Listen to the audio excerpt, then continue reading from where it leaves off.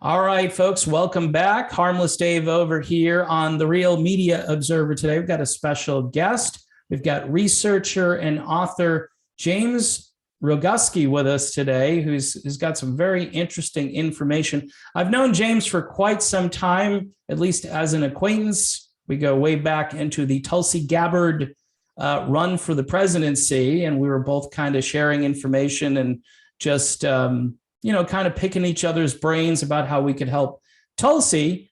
James has been involved in a lot more. He's a really smart guy. James, welcome to my little platform here. Thanks for being here. Oh, David, thank you so much for having me. I'm going to dive right into it because this isn't about me. This is about an emergency. I'm normally very calm, cool, and collected, but this is a 5-alarm fire. We need all hands on deck. I'm not kidding. This is very serious. A month or so ago, I did not hack, I just uncovered information that was nicely hidden. And I'm going to dive right into the information. The United States mission to Geneva submitted amendments to the WHO, World Health Organization, that would change international health regulations, which is something that until that time, I'd never heard of it, you'd never heard of it. Lawyers I've spoken to said, what are the international health regulations? Well, that's what governs the activity of the WHO. Now, the reason why they did that in January is that in the regulations, when you want to make an amendment, it has to be given 4 months in advance of the World Health Assembly, which is scheduled for May 22nd to the 28th. So all of our delegates from 194 countries around the world are going to be meeting in Geneva, Switzerland, May 22nd to the 28th, and it's on the agenda that they will be voting to either approve or reject a slew of amendments to 13 of the articles that are in the international health regulations. David, have you seen this? Have you heard about this? Not in this detail. No, I think the only reason I've heard a little bit about this is because I saw you on another show in which this certainly got me concerned and got me very worried. So please explain in layman's terms what this might mean for the United States. You should be shocked, you should be frightened, you should be angry. I don't like to play with people's emotions, so feel what you want to feel about this, but once you learn what this is, and I'm going to try to explain it. Okay. It's mind-bending, there's tons of information, and the core of it goes back to China, and you'll do a better Trump impression of China, okay? One of the arguments that happened, or at least, whatever it is we think we know happened in Wuhan in 2020, the WHO seems to be of the mindset that none of what came afterwards would have happened if they had only been given the power to unilaterally declare an emergency and override the Chinese opposition. So what happened back in 2020? There's many things that happened, but something that we know is that they got wind that there was a problem and they went to China to investigate. They didn't get cooperation, so they went away. They came back again. They decided that, yes, this is an emergency. The WHO sent up the alarm, and you know everything that happened after that. They seem to believe, the WHO seems to believe, that if they had just had the legal authority to say, China, we don't care what you think. We're saying it's an emergency. We're going to lock everybody down. We're going to take over. We're stepping in. Then none of the next 2 years would have happened. Forget about ivermectin and hydroxychloroquine and vaccines and all that sort of stuff. I said that magic word. I don't normally say that. I say biological injections. They want to grab power. And the amendments, for those who are detail-oriented, they're changing Article 12, Section 2, and it essentially wipes out 194 nations' sovereignty to decide whether or not they allow into an international organization to step in and take over. You have a question? Can you just repeat that part about how many nations again, just for the audience to hear it again?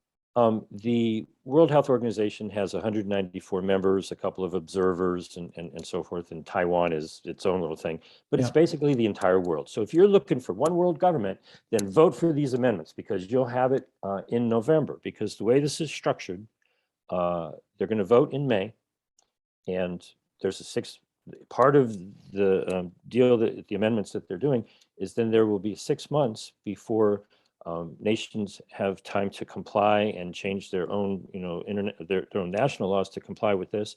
And in November, you've got your one world government. If you don't get up off your butt right now and go to where you can get all of the information, a friend of mine, and I'm going to try to do her justice, Rima, this is for you.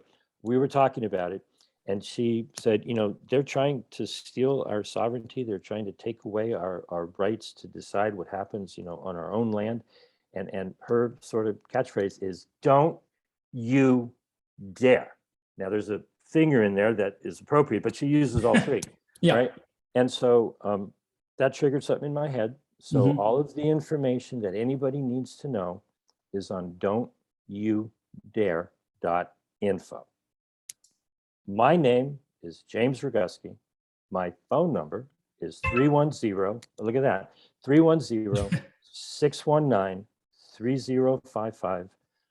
We have less than 4 weeks to wake up the world and alert them to the fact that not just the United States, every country in the world's sovereignty is going to be given away to the WHO. And there's a 6-month period in November. You have a choice. You can sit on your butt and do nothing. And you got your one world government in November. Or you can get up off your ass, get informed, spread the word, take action. If you have a question, give me a phone call. James Roguski, 310-619-3055. Don't you dare.info. David, I love you, man. I haven't disagreed with anything you've ever said that I've seen. I'm sure we'll maybe have a beer someday and find something that we disagree on. But so far, let's put a bookend on this. You mentioned Tulsi Gabbard at the beginning. Tulsi, we love you. We love you. We love you. We love you. Tell Tucker. Yeah. Hey, James, you've got a Substack, right? Tell us where to find that. It isn't about me. It's jamesroguski.substack.com. Don'tyoudare.info will take you right into the heart of that. And you can contact don't you dare.info. Oh, all right. You know what? I'm glad I messed it up, and I'm glad you caught me, because everybody does that. I should have got don'tyoudare.com, but it costs $50,000, and I don't have that. Don't you dare. Thanks for catching me, David. don'tyoudare.info, 310-619-3055. If you're an activist and you remember, David, I don't mean to put you on the spot. We didn't talk about this. Right. If I say TPP, what comes to mind? Trans-Pacific Partnership. 95% of people say, what, there's a shortage of toilet paper again? Oh, shit. These amendments to the international health regulations are the TPP rising from the grave, having morphed into something different. The TPP, you're showing your cred. Took you no time whatsoever. Essentially, they wanted to steal our sovereignty and give it over to corporations. If you had a problem, you couldn't go to court. You had to go to their, corporate pseudo fake court. This is worse because this does not have to be approved by 2/3 of the United States Senate, because this isn't a treaty that has to be approved. And there's all kinds of talk about a pandemic treaty. That is a skillfully crafted distraction. I can talk to people about the pandemic treaty, but I won't until June, because until June, that's just a distraction. These are amendments to a treaty that our buddy George W. Bush allowed us to get into in 2005. And I'm being facetious. We're just amending a treaty that we're already part of. It's not going to go through the Senate.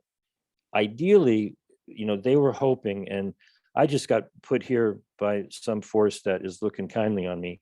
I was researching as I do, and I found a document that was supposed to be hidden.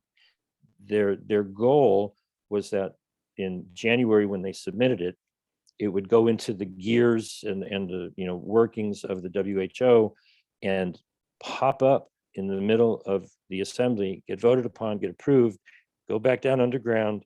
Then it would all get turned into enacting regulation in all 194 countries around the world. And then it would pop back up and it'd be one world government. Nobody saw it coming. I'm here to say I am shining some light on something that was hidden in darkness. And I'm just asking everybody to help spread the word. All right, James, we'll leave it there. Thank you so much for this. This is very important information. This video is going to go up on several different platforms, Odyssey, YouTube, and Rockfin.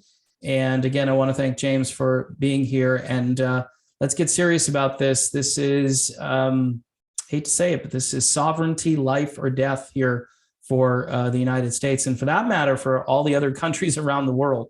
All right, James. Global. Until next time, buddy, thanks again, and spread the video far and wide, and we'll talk to everybody soon.